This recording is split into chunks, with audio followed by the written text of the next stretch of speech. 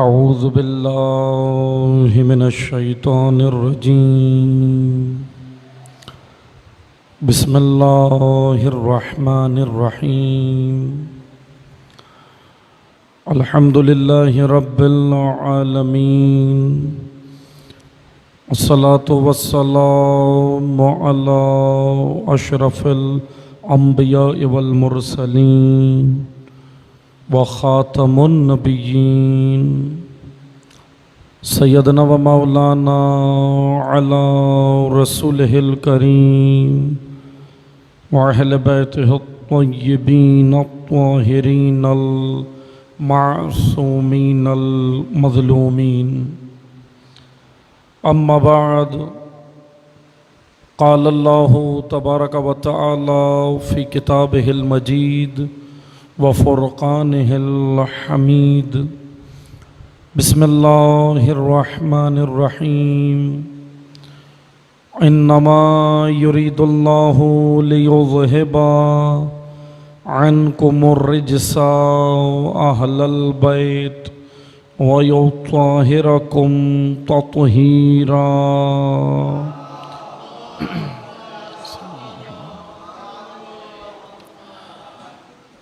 اما بعد قال اللہ تبارک و تعالی فی کتابہ المجید وفرقانہ الحمید بسم اللہ الرحمن الرحیم ان الدین عند اللہ الاسلام صدق اللہ العلی العظیم۔ درود پڑھیے محمد و آل محمد صلی علی محمد۔ شکر گزار ہیں خداوند تبارک و تعالیٰ کے کہ اللہ تعالیٰ نے ہم سب کو ذکر نبی و آل نبی میں آنے کی، ذکر نبی و آل نبی کا اہتمام کرنے کی اور ذکر نبی و آل نبی آ کر پڑھنے کی، اس ذکر کو کرنے کی خدا نے ہم سب کو یہ سعادت، یہ توفیق عطا فرمائی۔ ہم سب اس توفیق الہی پر بارگاہ الہی میں شکر گزار ہیں۔ موضوع گفتگو آپ کی خدمت میں آج اس سلسلے کی چوتھی مجلس ہے اور آپ کی خدمت میں موضوع گفتگو اسلام دین کامل کے عنوان سے بیان ہو رہا ہے۔ آج اس سلسلے کی چوتھی نشست ہے۔ میں چند طالب علمانہ عرائض مزید آپ کی خدمت میں پیش کروں گا کہ خداوند تبارک و تعالیٰ نے دین اسلام کو ایک کامل، واضح، روشن اور جامع دین نازل فرمایا ہے۔ خداوند تبارک و تعالیٰ نے دین اسلام کی مختلف صفات قرآن کریم میں بیان فرمائیں کہ یہ وہ دین ہے جو اللہ کے نزدیک پسندیدہ دین ہے۔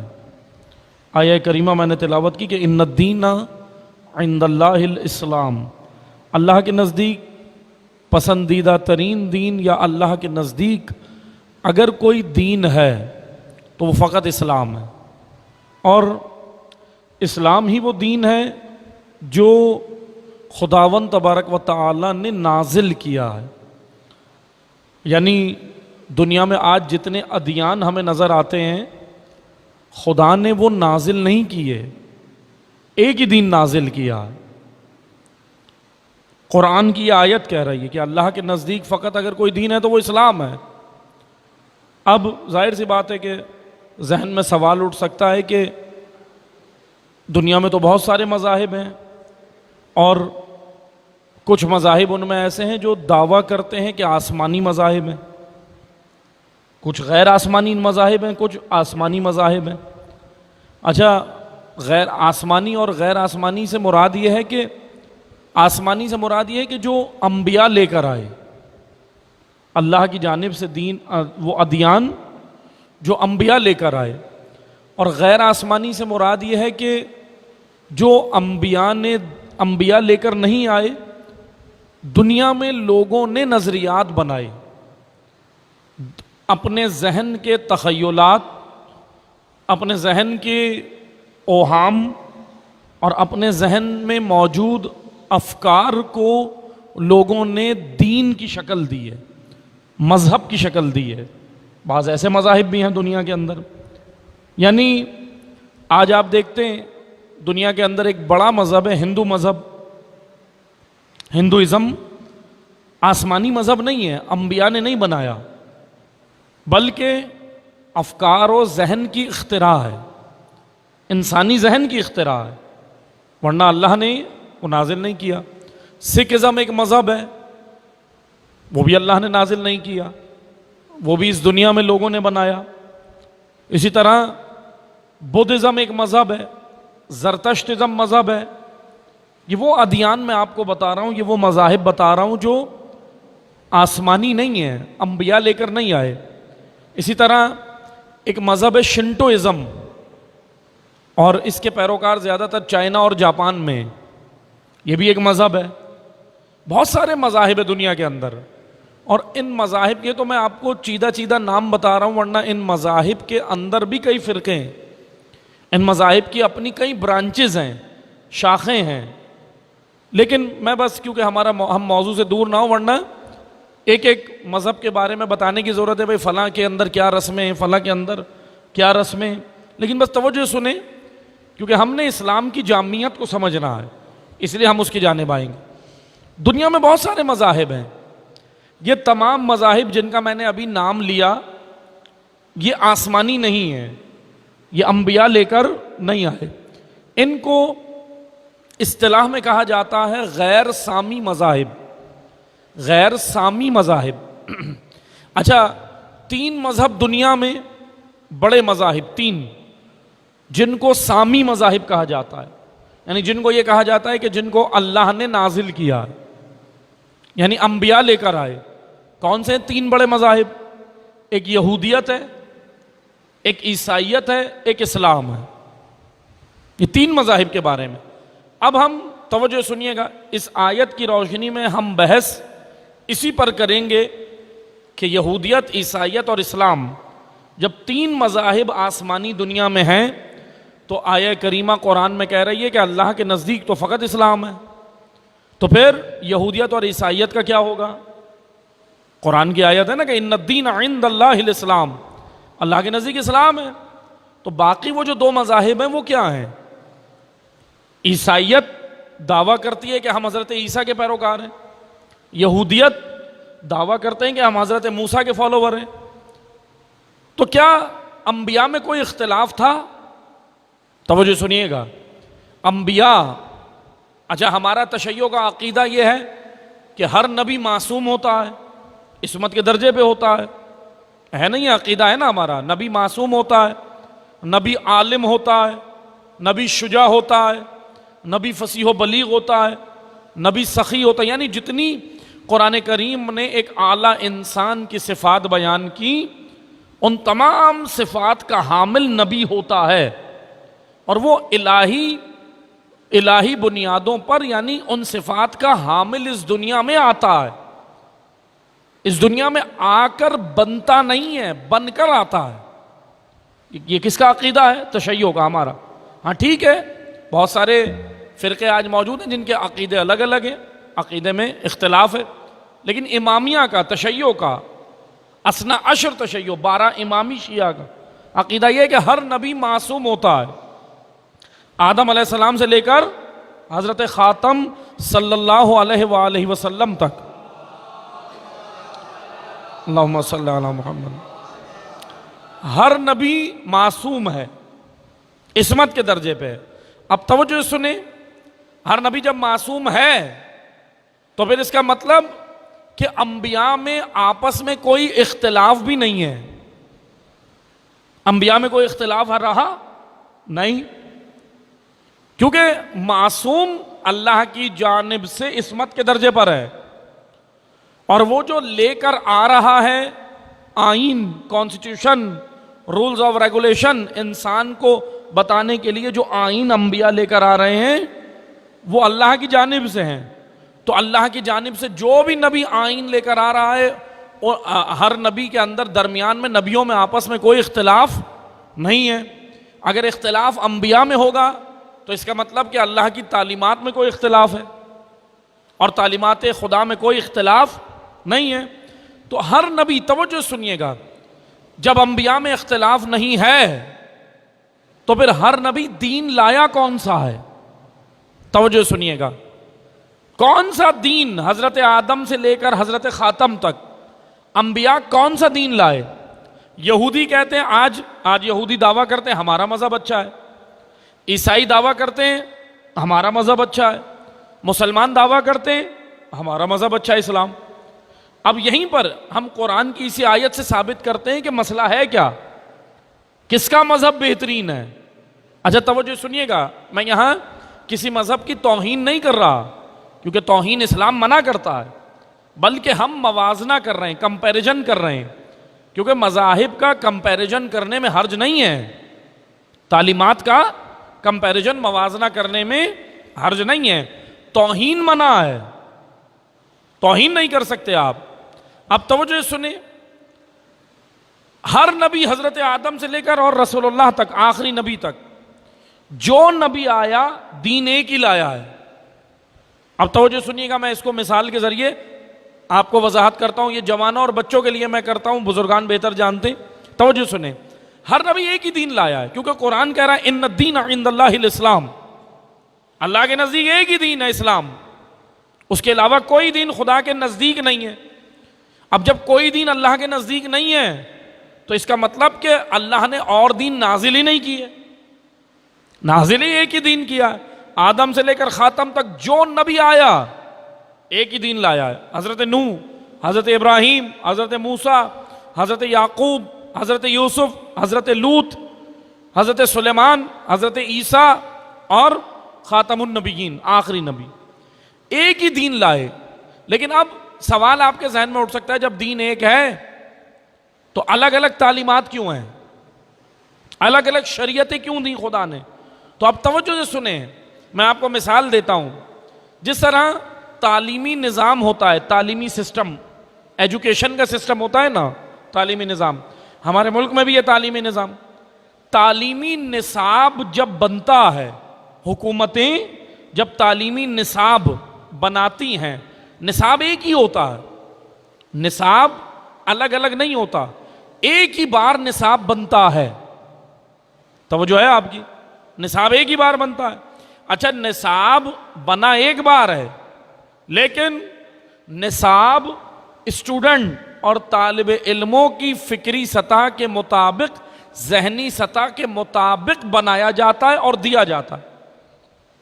مثال کے طور پہ چھوٹے بچے ہیں مونٹیسری میں، کے جی میں، مونٹیسری میں، تو ان کو نصاب تعلیم، پاکستان کا ایجوکیشن سسٹم جس کے اندر نصاب تعلیم بنا، تعلیمی نصاب ایک ہی ہے، اس نصاب میں سے کتابیں بنا کے مونٹیسری کے بچوں کے لیول کے مطابق دی جاتی، پھر یہ بچہ اپ گریڈ ہوتا ہے، اسٹوڈنٹ آگے بڑھتا ہے، پرائمری سیکشن میں آتا ہے، پرائمری کے اندر جو کتابیں ہیں وہ الگ کہیں باہر سے نہیں آئیں، اسی نصاب سے آئی ہیں، لیکن کتابیں ذرا تھوڑی لیول کتابوں کا اوپر ہو گیا۔ کیوں؟ کیونکہ طالب علم کی سطح بھی اوپر ہو گئی، بچے کی ذہنی سطح بلند ہوئی تو کتاب بھی اپ گریڈ ہو گئی، کتاب اپ گریڈ ہوئی نا۔ اب آئیں، جب وہ سیکنڈری سیکشن میں آیا، پھر اسی تعلیمی نصاب میں سے نکال کے کتابیں بنائیں اور سیکنڈری سیکشن کے بچوں کو دی ہیں، اسٹوڈنٹس کو دی ہیں۔ اسی دیکھیں، نظام تعلیم ایک ہی ہے، نظام ایک ہے، سسٹم ایک ہے تعلیمی، لیکن کتابیں اسٹوڈنٹ کی فکری سطح کے مطابق درجوں کے حساب سے مل رہی ہیں۔ مونٹیسری لیول کا بچہ پرائمری، اس کے بعد سیکنڈری کے بعد اس نے انٹرمیڈیٹ میں جانا ہے، میٹرک کر لیا، اب انٹرمیڈیٹ کے بعد گریجویشن۔ کتابیں اور نظاموں سے نہیں لیں، ایک ہی نظام تعلیم ہے۔ جیسے جیسے بچے کی، طالب علم کی فکری سطح بلند ہو رہی ہے، کتابیں اسی نظام سے نکل کے آ رہی ہیں، اس کے ذہن کے مطابق۔ اب توجہ سنیں، یہ تو مثال تھی، اب مطلب کی جانب آئیں تاکہ آیت کی وضاحت ہو جائے۔ یہ جو میں کہہ رہا ہوں نا، آدم سے لے کے خاتم تک ایک ہی دین لائے، تو وہ ایسے ہی ہے۔ یہ مثال اپنے ذہن میں رکھیں، اب اس مثال کو ہم اصل مطلب کی جانب لے کے جاتے ہیں. تعلیمی نظام ایک ہی ہے اور بچوں کی سطح کے مطابق انہیں مل رہی ہیں کتابیں. اب توجہ سے سنیں, اللہ نے جب انسان کو پیدا کیا, آدم علیہ السلام کے بعد جب انسان دنیا میں آنا شروع ہوئے, فکری سطح اتنی بلند نہیں تھی, ذہنی سطح اتنی ہائی نہیں تھی. آدم کے بعد حضرت نوح علیہ السلام کی جو قوم آئی مونٹیسری لیول کی تھی, ذہنی سطح مونٹیسری لیول کی تھی. اللہ نے دین ایک ہی رکھا, اس کا نام اسلام ہے. نوح کی امت کو اسی نظام تعلیم سے, اسی ہدایت کے منظومے سے, اسی ہدایت کے سسٹم سے جس کو اسلام کہتے ہیں, شریعت نوح جو نازل ہوئی وہ اس امت کی فکری سطح کے مطابق دی, وہ مونٹیسری لیول تھا. پھر آ گیا حضرت ابراہیم کا دور, تو حضرت ابراہیم کے دور میں انسانی فکری سطح بلند ہوئی, یہ آ گیا پرائمری سیکشن. اب نظام یعنی کہ دین ایک ہی ہے, اس میں سے شریعت, حضرت ابراہیم کے اوپر شریعت آئی, وہ شریعت الگ نہیں ہے, نظام ایک ہی ہے. پھر آگے چلتے ہیں تو آ جاتا ہے حضرت موسیٰ کا دور, سیکنڈری سیکشن. حضرت عیسیٰ کا دور, انٹرمیڈیٹ لیول. اور جب رسول اللہ کا دور آتا ہے تو انسانی فکری سطح گریجویشن کے لیول پر ہے. اب اللہ اس انسان کو قرآن دے رہا ہے. قرآن جیسی کتاب کیوں دے رہا ہے؟ کیونکہ قرآن ساری کتابوں کا نچوڑ ہے. توریت, زبور, انجیل اور صفحہ اس آسمانی جتنے نازل کیے خدا نے, ان سب کا نچوڑ قرآن ہے. اب خدا نے قرآن دیا, یعنی کہ شریعتیں الگ الگ نہیں ہیں, اسی اللہ کے بنائے ہوئے نظام سے جس کا نام اسلام ہے شریعتیں دیں. آدم علیہ السلام کو بھی شریعت دی, نوح کو بھی شریعت دی, موسیٰ علیہ السلام کو بھی دی, عیسیٰ علیہ السلام کو بھی دی اور رسول اللہ کو بھی دی. لیکن وہ شریعتیں بس درجہ تدریجاً ترقی کرتی رہیں انسان کی سطح کے مطابق. اس لیے عزیزان محترم, اسلام ایک ہی ہے, دین ایک ہی ہے جو اللہ نے نازل کیا. ہاں اس کے اندر تبدیلیاں ہوئیں, لوگوں نے کی. عیسیٰ علیہ السلام دنیا سے گئے, عیسائیت کی تعلیمات بدل گئی, تحریف کر دی. موسیٰ علیہ السلام دنیا سے گئے, یہودیوں نے ان کی تعلیمات کو بدل دیا. پھر یہی کام اسلام کے ساتھ ہوا. پیغمبر اکرم اس دنیا سے گئے, رحلت فرمائی, امت اسلامیہ نے کیا کیا؟ تاریخ کہہ رہی ہے واپس اپنی عربی حالت پہ پلٹ گئے. تاریخ ہے, واپس پلٹ گئے. یہ اسلام کے ساتھ ستم ظریفی ہوئی ہے. یہ تو تاریخ کہہ رہی ہے کہ واپس پلٹے, کیونکہ اگر امت اسلامیہ رسول اللہ کی تعلیمات سے نہیں ہٹتی, اگر امت اسلامیہ اللہ کے بتائے ہوئے راستے سے نہیں ہٹتی تو کربلا نہ ہوتی. کربلا جیسا قیام کیوں کر رہے ہیں امام؟ کیونکہ کوئی تبدیلی ہوئی نا, معاشرے میں کوئی تبدیلی ہوئی. کیوں امام حسین کربلا جا رہے ہیں؟ کوئی وجہ تو ہے یا نہیں ہے؟ آپ سب نے سنا ہے خطبہ, آپ سب نے سنا ہے نا امام حسین کربلا کیوں جا رہے تھے. مدینہ سے نکلتے ہوئے امام حسین نے کیا کہا تھا؟ میرا نکلنے کا مقصد امر بالمعروف و نہی عن المنکر. کیا ہیں یہ دو چیزیں, امر بالمعروف و نہی عن المنکر؟ توجہ سنیے گا, آواز صحیح آ رہی ہے آپ لوگوں کو؟ کیونکہ ایسا محسوس ہو رہا ہے کہ درود پڑھیے ایک بار محمد والا, اللہم صلی علی محمد والا. کس کام کے لیے نکلے امام حسین؟ آپ سب کو معلوم ہے, سنا ہے نا خطبہ, امر بالمعروف و نہی عن المنکر. یہ کیا چیزیں ہیں؟ یہ دونوں, یہ وہ ستون ہیں معاشرے کے پلر. امر بالمعروف و نہی عن المنکر معاشرے کے یہ دو پلر ہیں. اگر یہ دو پلر گر جائیں معاشرے مردہ ہو جاتے ہیں, سوسائٹی مردہ ہے. یہ حدیث کے اندر ہے, رسول اللہ فرما رہے ہیں, پیغمبر اکرم فرماتے ہیں, مردہ ہے وہ معاشرہ جس کے اندر امر و نہی نہیں ہے. یعنی رسول اللہ ان کو زندہ شمار نہیں کرتے, بلکہ جانتے ہیں کیا کہتے ہیں. پیغمبر اکرم نے تو آگے بڑھ کے کہا, جس معاشرے میں برائی سے نہ روکا جائے اور اچھائی کی جانب لوگوں کو دعوت نہ دی جائے, پیغمبر اکرم فرماتے ہیں وہ معاشرہ مردہ ہے, میت الاحیاء. چلتی پھرتی لاشیں ہیں. یعنی لوگ اب ظاہری طور پہ تو ہم زندہ ہیں، لیکن اگر راہ رسول پر نہیں ہے، امر بالمعروف و نہی عن المنکر اگر ہمارے معاشرے میں نہیں ہو رہا، تو پیغمبر اکرم کہہ رہے ہیں کہ تم چلتی پھرتی لاشیں ہو بس. میت الاحیاء، چلتی پھرتی لاشیں اور کچھ بھی نہیں، حضور کا جملہ ہے. اسی لیے امر بالمعروف و نہی عن المنکر جب یہودیوں میں سے نکلا تو یہودیت تباہ ہوئی. یہودیت ایسے تباہ ہوئی کہ بنی اسرائیل کا ذکر قرآن کریم نے کیا، اور بنی اسرائیل کا ذکر سب سے زیادہ کیا اللہ نے. پہلے خدا نے کہا کہ انی فضلتکم علی العالمین، اے بنی اسرائیل ہم نے تمہیں عالمین پہ برتری دی، ایسی بہترین قوم بنا دیا. لیکن بنی اسرائیل اپنی قدر پہچانے ہی نہیں، اللہ کی راہ پہ قائم ہی نہیں رہے، اپنے نبی کی پیروی ہی نہیں کی بنی اسرائیل نے، انبیاء کا راستہ چھوڑ دیا. پھر کیا ہوا؟ پھر اسی بنی اسرائیل کی مذمت قرآن کریم میں، اسی بنی اسرائیل کی. ایک طرف خدا نے کہا ہم نے تمہیں مقام دیا تھا، پورے عالمین پہ فضیلت دی تھی، خدا نے ان کو یہ مقام دیا تھا، لیکن بنی اسرائیل نے کیا کیا؟ بنی اسرائیل نے اپنا اسٹیٹس، اپنا تشخص اور اپنا مقام پہچانا ہی نہیں، اپنے آپ کو گرا لیا، تعلیمات انبیاء سے گرا لیا، اور جیسی تعلیمات انبیاء سے ہٹے تباہ ہو گئے، زوال کی جانب آ گئی یہ قوم بنی اسرائیل. کیا وجوہات تھیں؟ اب توجہ سے سنیں، میں قرآن کی نگاہ سے آپ کو بنی اسرائیل کی پستی کی وجہ بتاتا ہوں. کیونکہ دیکھیں قرآن کریم جیسے آپ دیکھتے ہیں نا کہ توجہ سنیے گا، میں ایک مثال دوں گا تاکہ آسانی سے مطلب ذہن میں آئے. جیسے آپ دیکھتے ہیں ہمارا بدن بیمار ہوتا ہے، باڈی بیمار ہوتی ہے.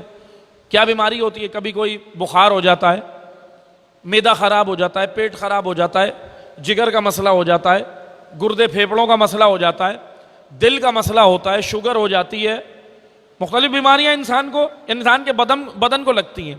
اچھا جب آپ کو کوئی بھی بیماری لگتی ہے آپ کہاں جاتے ہیں؟ ڈاکٹر کے پاس، ایسا ہی ہے نا؟ اور جانا بھی چاہیے. بعض لوگ کمپاؤڈر سے ہی دوائی لے لیتے ہیں، یہ بیچ میں شارٹ کٹ مارتے ہیں. نہیں بھائی، کمپاؤڈر ہوتا ہے. جیسے آپ نے محاورہ سنا ہے نا، نیم حکیم خطرہ جان، نیم ملا خطرہ ایمان.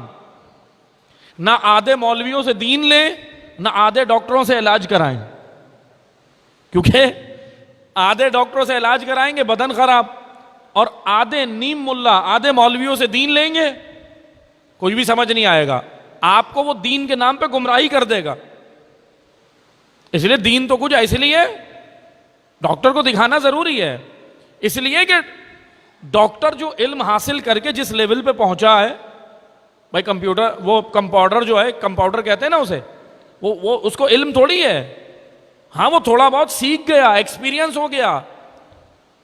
وہ ٹیبلٹ کے رنگ جان کے بعض تو رنگ جانتے ہیں کہ یلو والی اس کے لیے، براؤن والی اس کے لیے، اور وائٹ اس کے لیے، لیکن حالانکہ اندر مرض پتہ ہی نہیں، اس کو پتہ ہی نہیں کہ اندر پک کیا رہا ہے. کبھی آپ کے بدن کو کوئی گولی چاہیے تو کبھی کوئی اور ٹیبلٹ چاہیے.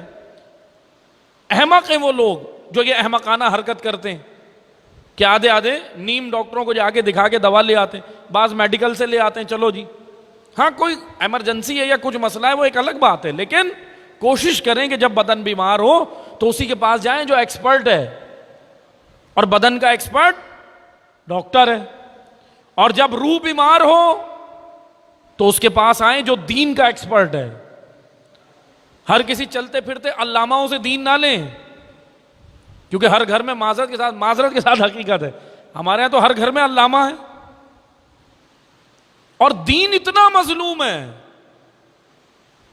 پلمبر اگر آ کر پائپ کا کام کر رہا ہوگا اور پلمبر کہہ دے گا یہ والا پائپ اس میں لگے گا، ہم کہیں گے جی ٹھیک ہے.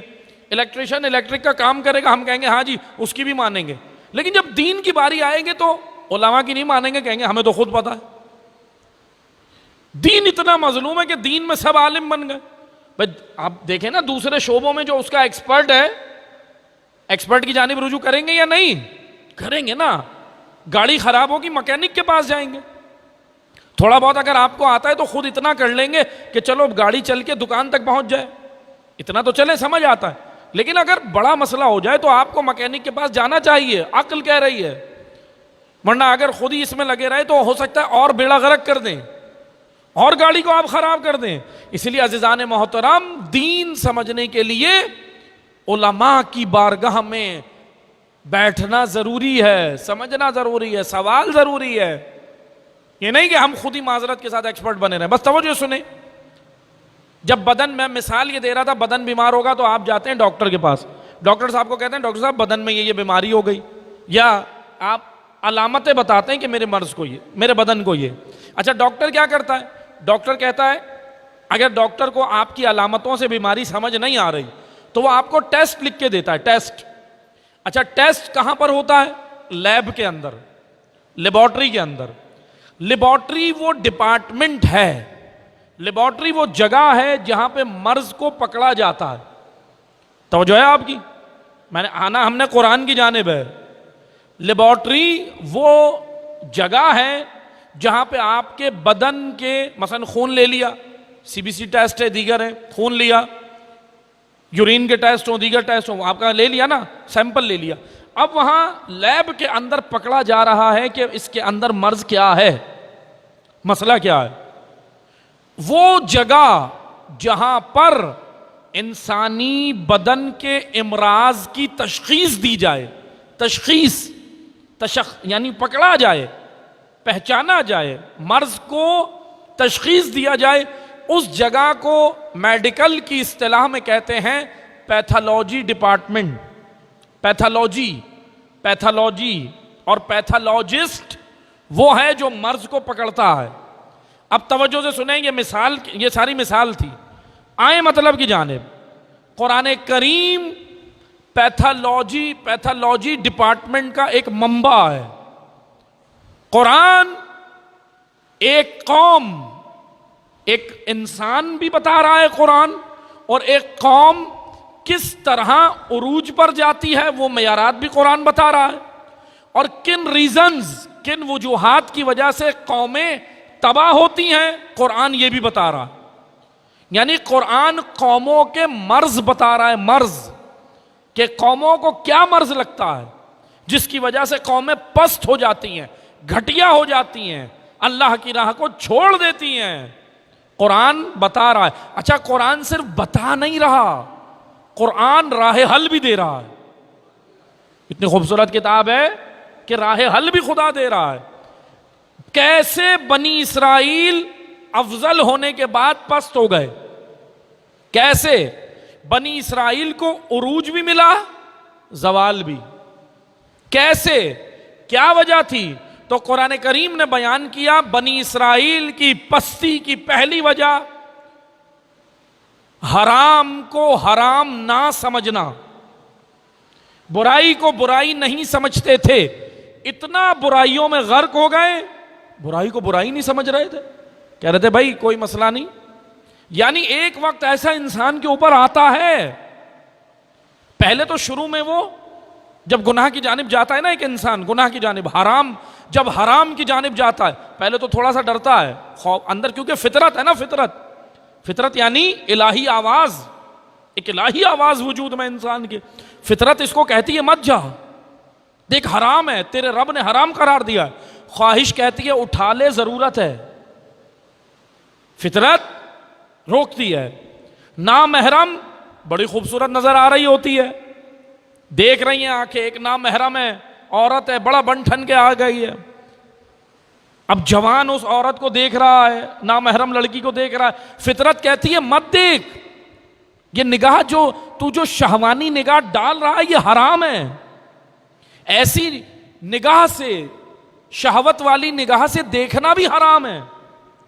فطرت کہتی ہے مت دیکھ، شہوت کہتی ہے دیکھ، کیا لذت آ رہی ہے، کیا مزہ آ رہا ہے، کیا خوبصورت ہے۔ دیکھیں یہ جنگ ہے اندر، یہ وجود میں جنگ ہے، اگر ہم نے اپنے وجود کی جنگ جیت لی امام کے ساتھ کھڑے ہو جائیں گے۔ کربلا کیوں یہ 72 آئے باقی نہیں آئے؟ کیونکہ یہ 72 اپنے وجود کی جنگ جیت گئے، یہ 72 اندر سے جیتے، جو اندر سے جیتے گا اس کے لیے تلواریں کچھ نہیں ہیں، اسلحہ کچھ نہیں ہے، اس کے لیے سپر پاور کچھ نہیں ہے، جس نے اندر سے جنگ جیت لی. یہ 72 نے اندر سے جنگ جیت لی تھی. ان 72 کی فطرت غالب آ گئی. فطرت، شہوتوں کو انہوں نے کنٹرول کر لیا تھا. ایسا نہیں ہے کہ ان 72 میں شہوت نہیں تھی، شہوت تھی لیکن کنٹرول کر لیا. شہوت کے اوپر انہوں نے اپنی پاؤں رکھ دیا، دبا دیا. اسی لیے جب مولا سے پوچھا گیا، مولا علی سے پوچھا گیا، مولا جنت کتنی دور ہے؟ کہا 2 قدم کے فاصلے پہ. اللہ اکبر. دیکھیں کیا خوبصورت مولا کا فرمان ہے. جنت کتنی دور ہے؟ ابھی ہمارے لیے تو بہت دور ہے. مولا نے کہا نہیں، صرف 2 قدم کے فاصلے پہ جنت ہے. کہا مولا کیسے؟ کہا پہلا پاؤں اپنی شہوت پہ رکھو، دوسرا جنت میں ہوگا. پہلا پاؤں اپنی خواہشات پہ رکھ لو، بس پھر جنت میں داخل. کتنی دور ہے؟ کتنی دور ہے؟ ابھی آپ نور ایمان مسجد میں بیٹھے ہیں نا، آپ کا گھر بھی یہاں سے کافی دور ہے. جنت دور نہیں ہے. جنت دور نہیں ہے. آپ یہاں سے گھر تک بھی اٹھ کے جائیں گے تو کتنے قدم چلیں گے؟ آج گنیے گا جاتے ہوئے. 100 قدم، 150 قدم، 50 قدم، 70 قدم. لیکن جنت آپ کے گھر سے بھی قریب ہے. اسی مسجد میں بیٹھے بیٹھے آپ ابھی جنت میں داخل ہو سکتے ہیں. کرنا کیا ہے؟ اپنی خواہشات پہ قابو. قدم، پہلا قدم اپنے نفس پہ رکھو، دوسرا جنت میں. بس عزیزان محترم، آئیں کیسے تباہ ہوئے بنی اسرائیل؟ کیسے؟ حرام خوری کی وجہ سے. یہ میں نہیں کہہ رہا، قرآن نے علامت بیان کی، اللہ نے، کہ جس معاشرے میں حرام خوری عام ہو جائے، لوگ حرام کو حرام ہی نہ سمجھیں، حلال کے پابند ہی نہ ہوں، تو پھر وہ قومیں، اس قوموں کو پستی سے کوئی نہیں بچا سکتا، زوال سے کوئی نہیں بچا سکتا، اور کوئی اس قوم کو نجات نہیں دے سکتا. نہ IMF نجات دے سکتا ہے، نہ US ایڈ نجات دے سکتی ہے، نہ یورپ نجات دے سکتا ہے، نہ آسٹریلیا نجات دے سکتا ہے. کیونکہ جو قومیں اللہ کی نہیں مانتی، پھر انہیں کوئی نجات نہیں دیتا. راہ خدا سے جو قومیں ہٹ جائیں، اس قوم کی نجات کا راستہ نہیں ملتا. نجات کا راستہ اللہ کے رسول نے ایک ہی رکھا اور بتا دیا کہ اگر نجات چاہتے ہو تو نجات نہ IMF کے پاس ہے، نہ امریکہ کے پاس ہے، نہ یورپ کے پاس ہے، نہ آسٹریلیا کے پاس ہے، نہ UK کے پاس ہے. نجات اگر ہے تو ان الحسین مصباح الہدی و سفینۃ النجات. حسین وہ ہدایت کا چراغ ہے اور وہ نجات کی کشتی ہے کہ راہ حسین پہ چل پڑو، دنیا میں بھی نجات پاؤ گے، آخرت میں بھی نجات.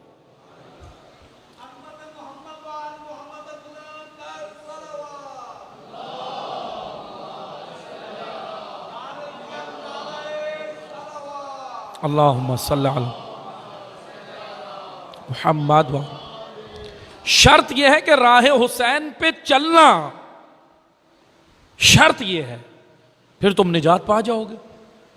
انفرادی طور پر انڈیویجول بھی نجات پاؤ گے، ذاتی طور پہ بھی پاؤ گے، ایز اے نیشن اور قوم پھر بھی نجات پاؤ گے. بس عزیزان محترم، بنی اسرائیل کے زوال کی پہلی وجہ برائی کو برائی نہ سمجھنا، برائی کو عام کرنا، برائی پہ فخر کرنا. ایک تو ہوتا ہے گناہ، گناہ انسان سے ہو جاتا ہے، غلطی کرتا ہے انسان، گناہ ہو جاتا ہے، لیکن اللہ کریم ہے، اس نے دروازہ کھولا ہوا ہے، توبہ کا دروازہ کھولا ہوا ہے، آ جاؤ، پلٹ آؤ. ایک تو ہوتا ہے گناہ، لیکن گناہ سے بڑھ کر گناہ پر فخر کرنا، یہ اس گناہ سے بڑھ کر گناہ ہے. یہ میں نہیں کہہ رہا، سید سجاد علیہ السلام کہہ رہے ہیں، چوتھے امام کا قول ہے کہ گناہ پر فخر کرنا گناہ سے بڑا گناہ ہے. فخر کرنا. آج آپ مجھے بتائیں معذرت کے ساتھ، یہ جوانان کیسی باتیں کرتے ہیں آپس میں، کیسی باتیں کرتے ہیں کہ میرے پاس تو اس لڑکی کا نمبر، اور اس سے تو میرے بڑے اچھے، اس سے دوستی فرینڈشپ ہے میری، اس سے تعلقات ہیں، اور خدا نہ خواستہ اعوذ باللہ، اللہ اکبر کہتے ہوئے بھی ایک عجیب لگتا ہے جب خدا نہ خواستہ کسی کے ساتھ، نامحرم کے ساتھ تعلقات بناتے ہیں، ناجائز تعلقات. یہ گناہ کیا نا، زنا گناہ ہے، لیکن اس سے بڑھ کر گناہ آپس میں دوستوں کو بیٹھ کے بتا کر ہنسنا، فخر کرنا، یہ اور بڑا گناہ ہے، یہ اور بڑا گناہ ہے. یہ معاشرے تباہ نہیں ہوں گے تو کیا ہوگا؟ کہاں جائیں گے معاشرے؟ زنا سے بڑھ کر گناہ، زنا پہ ندامت نہیں، زنا پہ فخر کرنا، زنا پہ خوش ہونا، زنا کے بارے میں بتانا، فخر و مباحات کرنا، یہ تو اور بڑا گناہ ہے، یہ اور بڑا گناہ ہے۔ بس عزیزان محترم، برائی جب برائی ہی نہ سمجھی جائے اور اچھائی کا پرچم نہ لہرایا جائے تو پھر وقت کے امام کے ساتھ کیا ہوتا ہے؟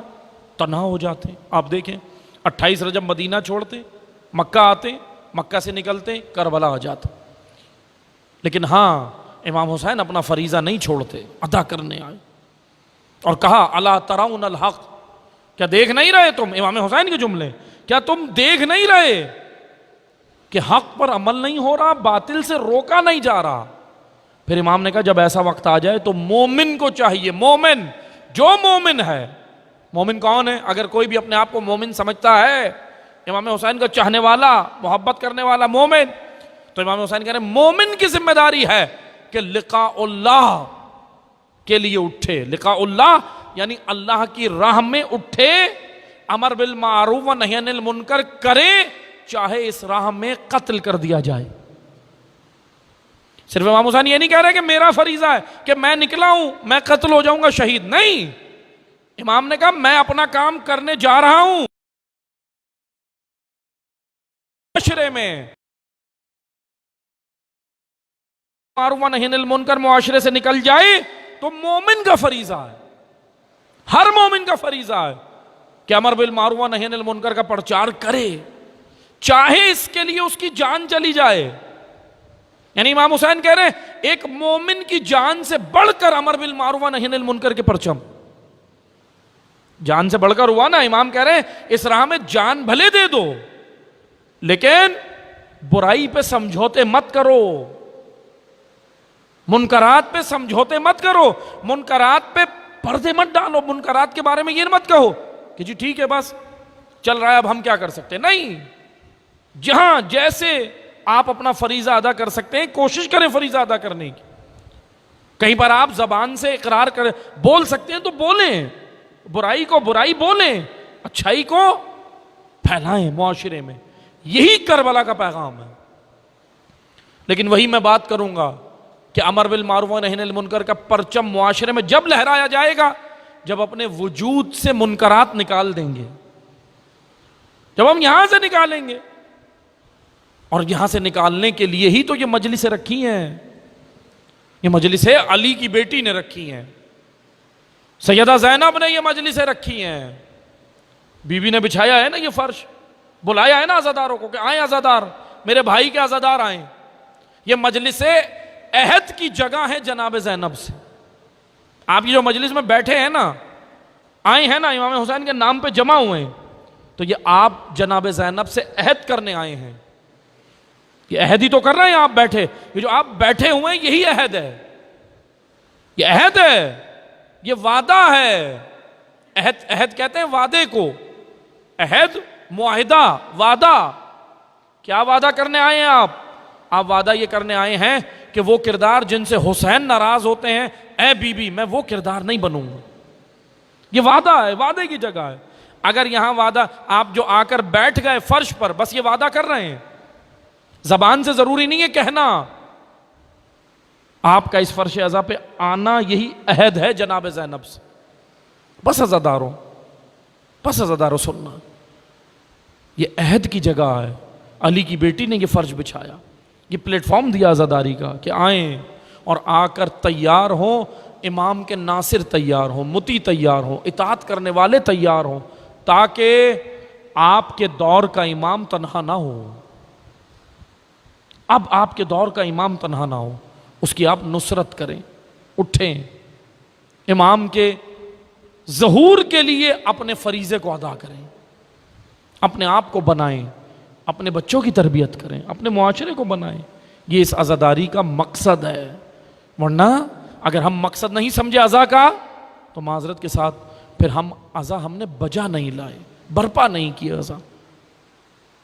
بس عزیزان محترم، لیکن ہاں یاد رکھیں اس فرش عزا کو بچھانے میں علی کی بیٹی کا سرمایہ لگا ہے، سرمایہ لگا ہے۔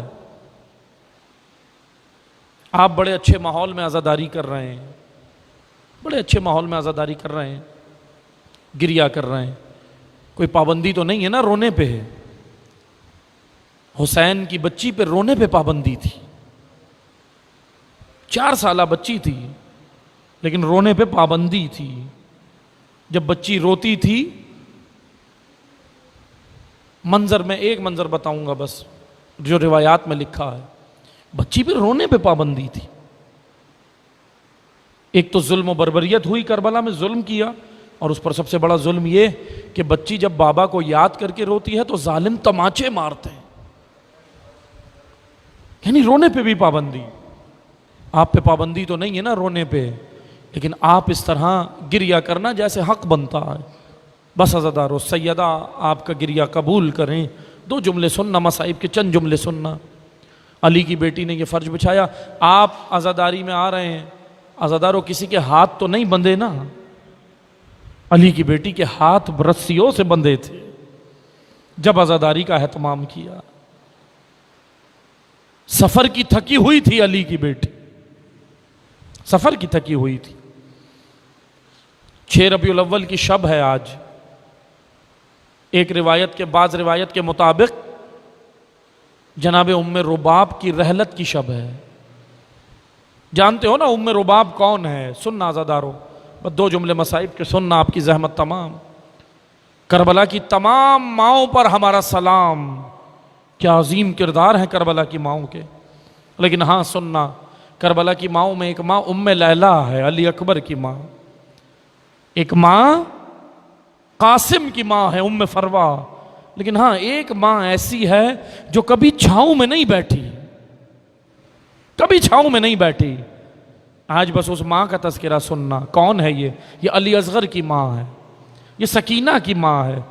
اس ماں نے جانتے ہو کربلا میں کیا دیکھا؟ کلیجہ تھام کے سننا، خدا کسی ماں کو یہ منظر نہ دکھائے جو دیکھا۔ سنو کہ کیا منظر دیکھا؟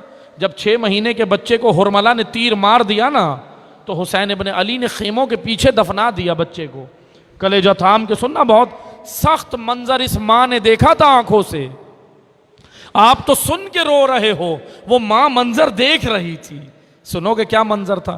6 مہینے کے بچے کو خیموں کے پیچھے جب دفنا دیا نا حسین ابن علی نے، امام بھی شہید ہو گئے۔ اب جب لعین خیموں کو لوٹنے لگے اور جب سروں کو گننے لگے تو بیٹھ کے سر گن رہے تھے انعام کی لالچ میں۔ کوئی علی اکبر، کوئی کہتا تھا میں نے اکبر کا سر اتارا، کوئی کہتا تھا میں نے عباس کا سر اتارا، کوئی کہتا تھا میں نے قاسم کا سر اتارا۔ حرملہ کہنے لگا کہ اس لشکر میں ایک بچہ بھی تھا، 6 مہینے کا بچہ بھی تھا، اس کا سر نظر نہیں آتا۔ عزادارو کلیجہ تھام کے سننا، لعینوں نے بچے کی تلاش شروع کی۔ سنو کہ ام رباب کیوں چھاؤں میں نہیں بیٹھتی تھی؟ کیا منظر تھا؟ ام رباب نے جو منظر دیکھا، یقیناً اس منظر کے بعد تو کوئی ماں چھاؤں میں جانے کے لیے تیار نہ ہو۔ کیا منظر تھا؟ سننا عزادارو، منظر یہ تھا کہ لعینوں نے ٹوٹے ہوئے نیزے زمین میں گاڑنا شروع کیے، اور زمین میں گاڑتے جاتے تھے، نکالتے تھے، گاڑتے تھے، نکالتے تھے۔ تھوڑی ہی دیر میں ایک منظر ام رباب نے دیکھا، ایک نیزہ زمین میں گیا اور جب واپس بلند ہوا تو اس نیزے پہ ننھا سا بدن بلند تھا۔ یہ 6 مہینے کے بچے کا بدن تھا۔ اجرکم اللہ، ام رباب نے یہ منظر دیکھا، شام کے زندان میں 4 سالہ بچی کو تڑپتے ہوئے دیکھا۔ لیکن آؤ عزادارو سننا، ام رباب کے 2 جملے سننا، بہت عظیم ہے یہ ماں۔ مدینہ آ گئی، چھاؤں میں نہیں بیٹھتی، دھوپ میں بیٹھی ہے۔ اب آج کا دن، آج کی شب سنو کہ کیا ہے؟ سید سجاد، 6 ربیع الاول، بعض روایت کے مطابق ام رباب کی وفات کا دن ہے، رحلت کا دن ہے۔ سننا عزادارو، سید سجاد اٹھے، بس آخری جملے سننا، گریہ کر لینا سیدہ راضی ہو۔ سید سجاد اٹھے، گئے اور جا کر کہتے ہیں اماں اب بس بہت ہے، اماں اب چھاؤں میں چلیے، اٹھئے، دھوپ سے اٹھیں اور چھاؤں میں چلیں۔ عزادارو سننا، سید سجاد کہتے ہیں اماں مدینے والے پوچھتے ہیں بار بار کہ کیوں آپ چھاؤں میں نہیں جاتی؟ اے اماں آپ اٹھیے اور چھاؤں میں چلیے۔ عزادارو سننا، ام رباب اٹھی، کھڑی ہوئی اور کھڑے ہو کے کہتی ہیں بیٹا سجاد یہ تو بتاؤ کہ امام بن کے حکم دے رہے ہو یا بیٹا بن کے کہہ رہے ہو؟ عزادارو سید سجاد کہتے ہیں اماں آج میں بیٹا بن کے نہیں امام بن کے حکم دیتا ہوں کہ آپ چھاؤں میں چلیں۔ عزادارو آخری جملے سننا، ام رباب کھڑی ہوئی، اپنے ہاتھوں کو آسمان کی جانب بلند کیا اور کہا پروردگارا اپنی کنیز کی لاج رکھنا، ایک امام سے وعدہ کیا تھا کہ چھاؤں میں نہیں جاؤں گی، دوسرا امام کہہ رہا ہے کہ چھاؤں میں جاؤ، پروردگارا اپنی کنیز کی لاج رکھنا۔ عزادارو یہ کہہ کر رباب نے قدم آگے بڑھایا، زمین پہ گر گئی۔ سید سجاد نے چلا کے کہا پھوپھی اماں انا للہ وَإِنَّا إِلَيْهِ رَاجِعُونَ۔